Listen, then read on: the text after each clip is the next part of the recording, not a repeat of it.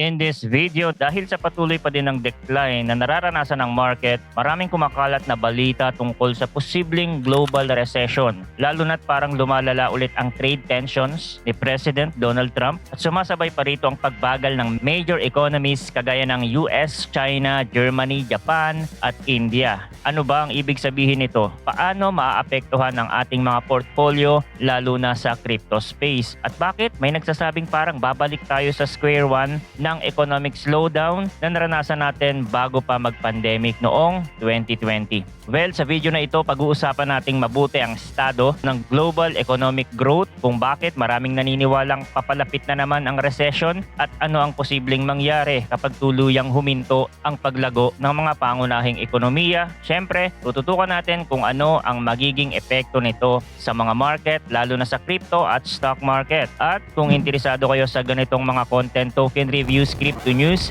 anything related to crypto, make sure to subscribe and hit the notification bell. Una sa lahat, linawin natin kung ano ba ang global recession. Meron kasing tinatawag na national level recession na nangangahulugang dalawang magkasunod na quarters ng negative GDP growth. So pag bumagsak ang GDP ng dalawang quarter ng sunod-sunod, recession na yon para sa isang bansa. Pero sa global level, medyo mas malaki ang scope. Sinasabi ng IMF na ang global recession ay nangyayari kung bumagsak ang global GDP growth ng isang buong taon. Ang pinakahuli nating global recession ay noong 2020 dahil sa pandemic. Bago noon ay ang 2009 global financial crisis, tapos noong 1991, 1982 at 1975. Kapag tinitingnan natin ang chart ng IMF, kitang-kita kung kailan tumumal ang global GDP growth. Siyempre, tuwing may global recession, milyon-milyon ang nawawala ng trabaho at hindi lahat nangyayari nang may kasama na matinding stock market crash. Pero kadalasan nga ay may epekto talaga sa market. Ipaliwanag lang natin ng mabilis kung ano ba ang GDP, Gross Domestic Product. Isang formula ng C plus I plus G plus net exports. Ang ibig sabihin, consumption plus investment plus government spending plus exports minus imports. Kapag negative na ito ng matagalan, ibig sabihin nagsisimulang bumagal at bumagsak ang ekonomiya. Sabi ng projections, mga 2.8% daw ang global GDP growth nitong nakaraang taon, 3.3% ang inaasahang growth ngayong taon at 3.7% by 2026. Pero lahat yan ay depende kung mananatiling stable ang malaking bahagi ng global economy at kadalasan 26% ng global GDP ay galing sa US. 17% galing sa China, 4% sa Japan, 4% sa Germany at 3% sa India. Kung bumagal ang lahat ng yan, baka hilahin nila ang buong mundo papunta sa recession. Dati pang may kasabihan, economic expansions don't die of old age. They are murdered. It means, hindi basta hihinto ang ekonomiya sa paglago ng walang dahilan. May bearish catalyst na nangyayari tulad ng financial crisis, malawakang digmaan at iba pa. Sa ngayon, mukhang maraming murder weapon na may potensyal tulad ng maaaring maging malawakang trade war, geopolitical tension o iba pang pangyayaring magdudulot ng malawakang pagbabago sa behavior ng consumers at investors. Tingnan natin kung ano ang estado ng bawat major economy. Unahin natin ang US na merong 26% ng global GDP. Ang halos 70% ng US GDP ay galing sa consumption, kaya sobrang mahalaga kung ano ang nangyayari sa consumer spending. Ang iba pang bahagi ay galing sa government spending, investment at net exports. Kadalasan sinasabi nila kapag positive ang consumer sentiment, lumalakas ang consumption, kaya lumalakas din ang GDP. Pero kamakailan bumagsak daw ang consumer sentiment. Pinakita sa University of Michigan data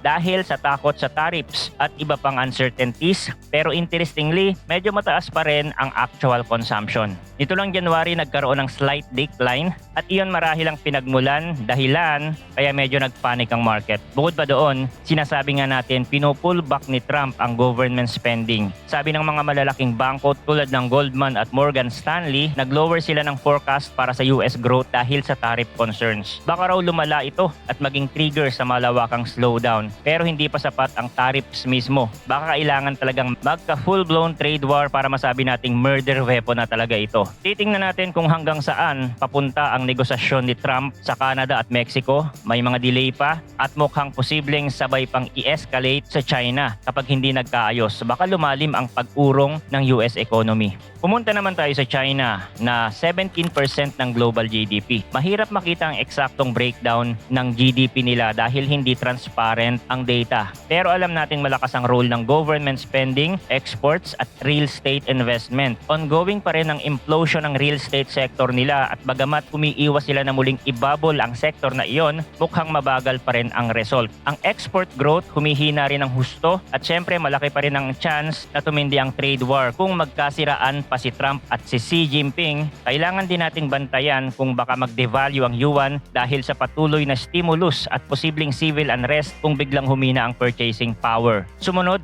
Japan at Germany. Pareho silang may tig 4% share sa global GDP. Medyo matagal nang mahina ang Japan. Years of near zero growth at deeply reliant sila sa consumption at exports. Ang Germany naman ay sobrang dependent sa exports, kalahati ng GDP at mukhang bagsak na rin ang exports nila. Sinarado pa nila ang nuclear power plants, humarap sa energy issues at marami pang iba. Negative ang growth kaya parang nasa recession na. Kung lumala pa ang Ukraine war o may iba pang escalation, baka mas lalong tumindi. Finally, India na may 3% share ng global GDP. Malakas ang 6.4% annual growth rate pero pababa raw ng pababa mula noong 9.7% peak nitong mga nakaraang taon. Kadalasan, driven ito ng massive consumption at foreign investment pero pagdating ng mid-2023, parang nagka-decoupling, bumaba ang consumption habang patuloy pa ring lumalaki ang GDP dahil sa foreign investment. Kalaunan, humina rin ang stock market nila mula noong September. Pwedeng lumakas pa rin ang India kung lalong lumipat mula China patungong India ang mga company. Pero nandyan pa rin ang risk ng internal unrest kung bumaba pa ang wage dahil sa sobrang dami ng workforce. So nasaan ang murder weapon? Sino ba talaga ang papatay sa global growth? Tatlo ang kadalasang nakikita. Una, yung full-blown trade war. Pangalawa, malalang geopolitical tensions. At pangatlo, internal political meltdown. Sa ngayon, parang hindi pa naman tumutok ng todo. Yes, may tariffs at retaliation pero hindi pa ganun kainit. Yes, meron ding girian sa Ukraine, South China Sea at iba pa pero hindi pa yun ganun kalaki. Yes, meron ding political divisions sa US, China, India at iba pa pero wala pang grabe talagang unrest na pipigil sa ekonomiya.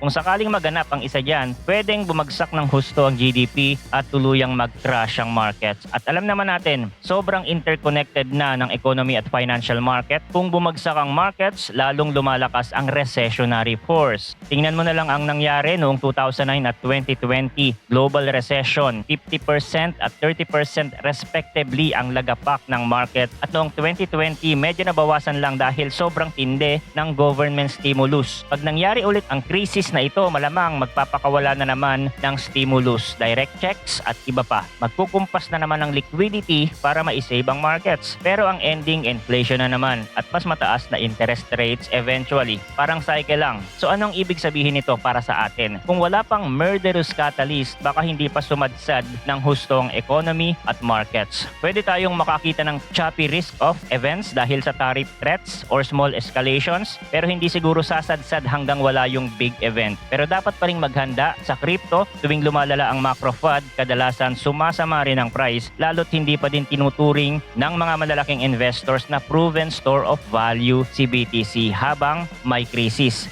Lahat umaasa pa rin sa meltdown scenario kung saan nagbabackfire ang fiat at lumilipat ang tao sa BTC pero hindi naman laging ganun ang nakikita natin. Kaya importanteng bantayan natin ang macro environment kung ano ang ginagawa ni Trump, ni Xi Jinping, Moody at iba pa. Baka biglang pumuslit ang meltdown at kailangan na nating maghanda para sa posibleng market crash at subsequent stimulus spree. So yun lang ang update natin ngayon. I hope may napulot na naman kayong kaalaman dito kasi ang crypto nakatali yan sa global financial market. Kailangan na iintindihan din natin ang macro environment. Alam natin yung mga bagay na nakaka-impluensya sa galaw ng market at hindi nakatutok lang sa isang altcoin at nangangarap ng gising na tataas ito dahil sa imaginary event na gusto mo mangyari in the future na walang basis. Okay? Thanks for watching again. Good luck and see you on the next video.